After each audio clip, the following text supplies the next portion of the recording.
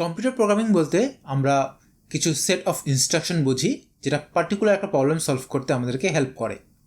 এবং programming language হচ্ছে একটা ফর্মাল ল্যাঙ্গুয়েজ যার মাধ্যমে আমি এই সেট অফ ইনস্ট্রাকশনগুলো কম্পিউটারকে দিই।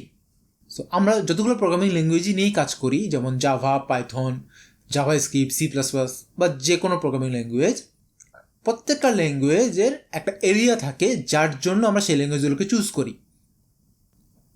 তো ঠিক তেমনি গোয়েরও পার্টিকুলার একটা প্লেস আছে যেখানে গো ফিট করে। গো দিয়েও আমরা সব ধরনের কাজ করি না, কিছু কিছু কাজ যেটা গো দিয়ে এফিসিয়েন্টলি করতে পারি আমরা সেসব কাজ করার জন্য গোকে চুজ করি।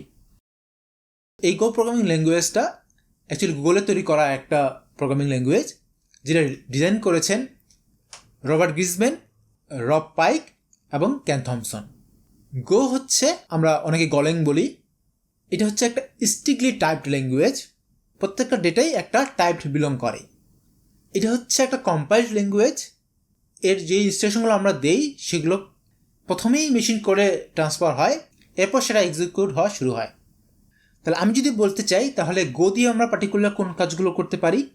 গো যেহেতু সিম্পল, এফিসিয়েন্ট এবং কনকারেন্ট প্রোগ্রামিংয়ের জন্য স্ট্রং সাপোর্ট আছে, সেজন্য মডার্ন যে স্কেলেবল অ্যাপ্লিকেশনগুলো আমরা বানাতে চাই সেটার জন্য গো খুব ভালো মতো করে ফিট করে। এছাড়াও যে প্রোগ্রামগুলোতে নেটওয়ার্ক প্রোগ্রামিং বা system programming, big data, machine learning, audio বা ভিডিও এডিটিং, এই টাইপের টপিকগুলো বা কনসেপ্টগুলো ইনভলভ থাকে, সেক্ষেত্রে আমরা গো খুব ভালো মতো করে ইউজ করতে পারি।